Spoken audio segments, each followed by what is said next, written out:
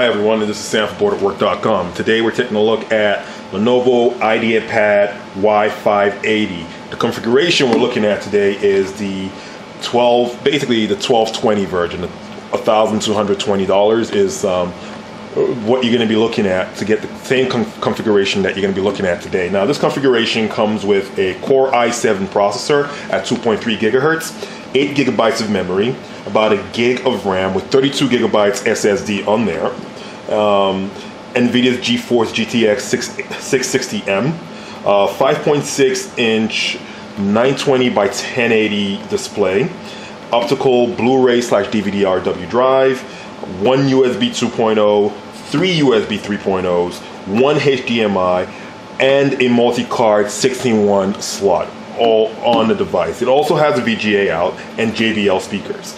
Now it has a 6-cell battery, which is touted at about 5 hours of heavy use. I'm thinking you're probably going to get about 3.5 to 4 hours of heavy use out of this, and maybe 5 hours of moderate use. So let me admit that. I'll say 3 hours of heavy use and probably 5 hours of moderate use on here. Now it has a wireless, a Wi-Fi card in there. Has a I guess it has a Bluetooth device in there, so it has to be a Bluetooth receiver. Has a 720p HD webcam, and it comes with Windows 7 Home Premium 64-bit version. Also comes with 1 year's worth of warranty on there. Now, Lenovo has a few features on this device that it wants to actually speaks highly of. So I guess they're very proud of their one key recovery. So you hit a key and you can actually recover your backups. It can be accessed through Windows or even before booting. So that's actually pretty cool. Now we're looking also at the rapid boot technology from Lenovo. What they're saying is from actual power off or to power on, you're looking at very rapid loading on this device itself. So you're basically going to load Windows in about 10 seconds or less. However, what they're really pushing is the fact that from sleep to wake, so from sleep to loading Windows, you're looking at 1 second. Now, I'm not very versed in exactly how the rapid boot technology works, but it looks as though, but from what Lenovo says, it's using the RAM to actually cache some of your boot files, so it basically boots directly from your RAM. So most of your startup is being done from your RAM, which I believe, which should increase the the time between sleep and wake. Now let's take a look at the device itself. The box is pre-opened when we received it, so I guess this is not technically an unboxing. Over here you have the power cord. On the left side of the device, on the left side of the box, you have the power brick. So the power brick and the cord, you have your power connection over here, and I'll put that to the side.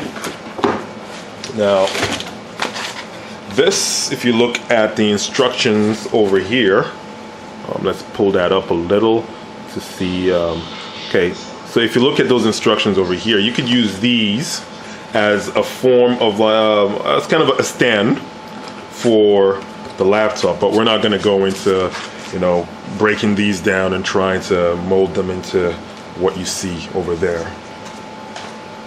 Now, on the right side here, you have your 6-cell battery. Put that to the side. The other styrofoam case in there, and this is your device in a plastic case. Slide that out, put this in the box, close the box up, and I guess I could just leave this over here. Right, let's close that up properly.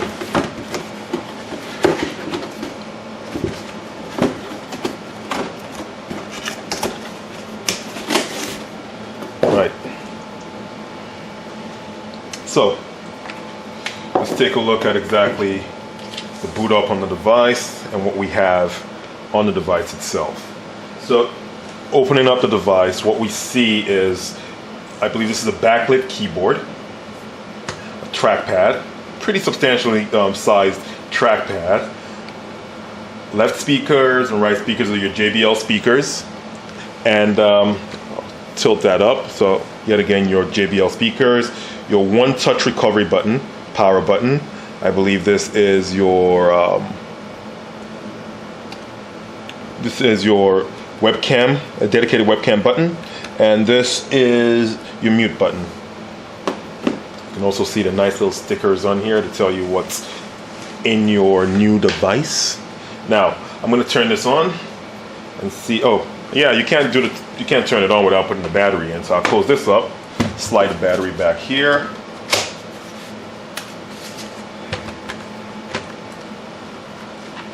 Power on the device. Now let's see. 1000, 2, 1000, 3, 1004. Okay, I guess that doesn't count, right? Because apparently the device was shut down incorrectly. But from this screen to actually loading Windows, you can see it's actually pretty snappy and very fast. So that's it. Windows loaded. There.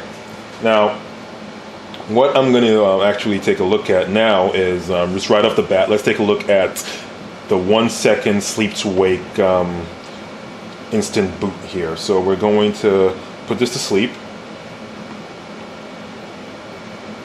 Wait for this light to turn off so we can, so it indicates to us that, okay, that's off, it's blinking, it's on sleep mode right now, as you can see.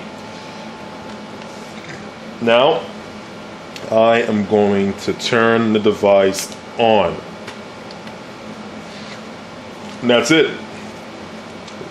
It's on. That was pretty snappy. I guess it holds true. The 1 second sleep to wake boot time is actually pretty awesome.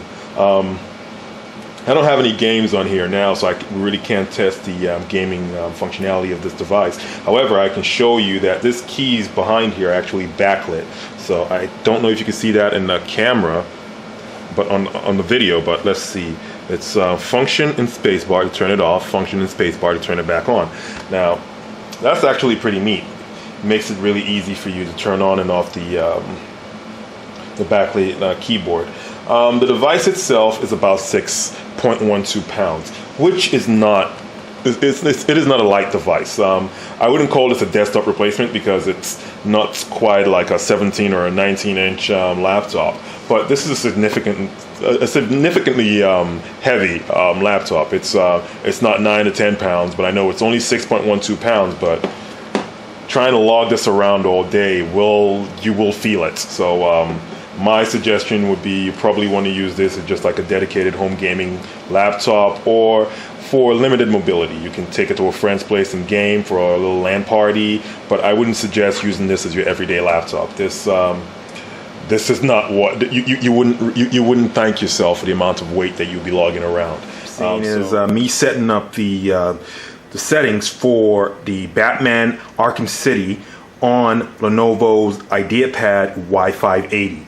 We're going to set this to make sure we have DirectX 11 on and all the Mac settings, just to see exactly how this laptop actually handles a DirectX 11 game. Keep in mind that Batman Arkham City is actually a couple of years old. So right now, with setting the FXAA to high, VSync, I'm going to take that out and put that as a no. Set the max resolution to 920 by 1080. Full screen, yes. I'm going to now put DirectX 11 features, yes. Put that on high, very high. Let's see if we can get extreme over here. Detail level extreme. This is a Core i7 processor we have in here, and the graphics card on here is the NVIDIA GeForce. This is the 660M, the mobile. Basically, it's pretty up there when it comes to the mobile graphics card. I believe it has about a gig of memory on there, or is it 2 gigs of memory? You have to check. I have to check the specs to be clear on that. But I believe it's probably 2 gigs of memory. 2 gigs of memory on that graphics card. Now we're going down the list. Everything's set to yes. Hardware acceleration normal. Let's go for high.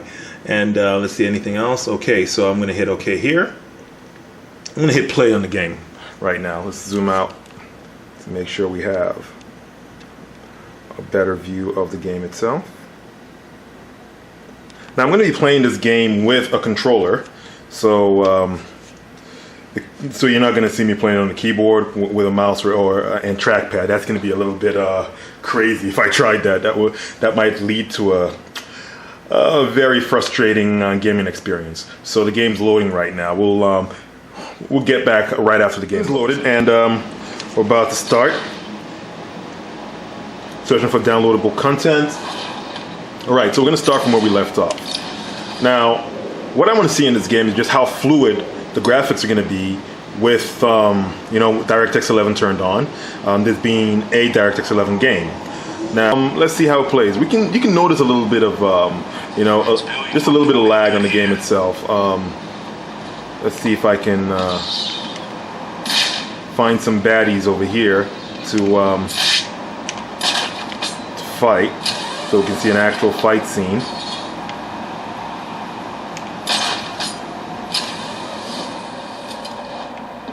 Well, the movement seems to be pretty fluid. Oh, baddie. Let's see.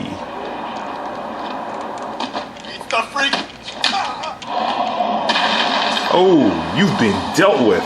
Okay, so far so good. Running on DirectX 11, this game seems to be pretty smooth. Alright. You're about to be taken down.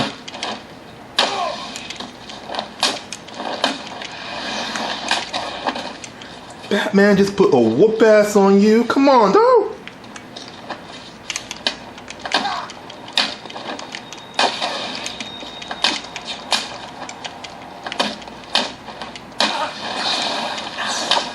Oh, yeah, you thought you could take Batman from behind. Well, oh, okay, he kind of punched Batman, man.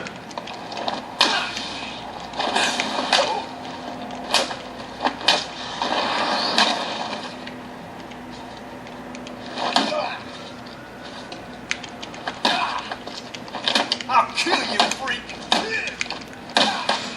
You calling me a freak, but you painted your face half black and half white. Yeah, sure, I'm the freak. Alright, I kind of got hit with a baseball bat there, and that calls for vengeance. Who am I punching?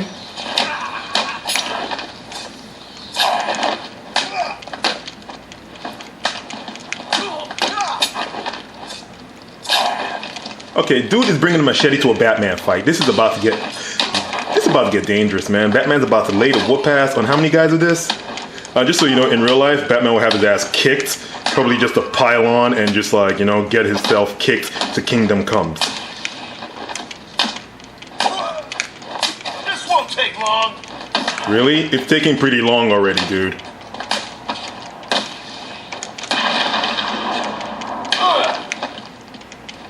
Alright, Batman's kind of getting his ass kicked.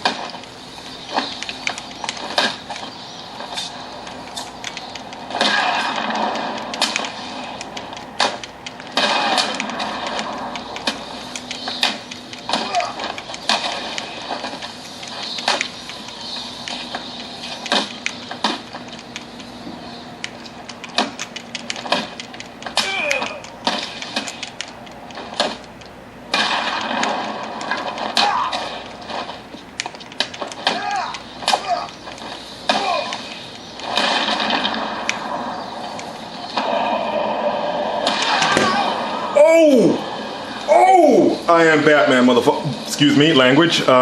Yeah, so this was actually very smooth. I am not just a little impressed, but quite impressed with the game. I did try this with DirectX 11 turned off, and the game it was a noticeable performance hit. Now, I wouldn't understand exactly why at DirectX 10 this game runs worse than it would be on DirectX 11, other than the fact that yes, this game is optimized for DirectX 11, and it seems to perform pretty well on DirectX 11. As you can see, the graphics were smooth, the fight scene was very fluid. very little hiccup. I guess that NVIDIA 660M graphics card really adds a little extra punch to that i7, to that Core i7 processor, and that combination with an 8 gigs of memory in there kind of makes this a solid offering for any gamer on the go. This is it for the review. This has been Sam for Booredatwork.com with the Lenovo Y580 gaming laptop.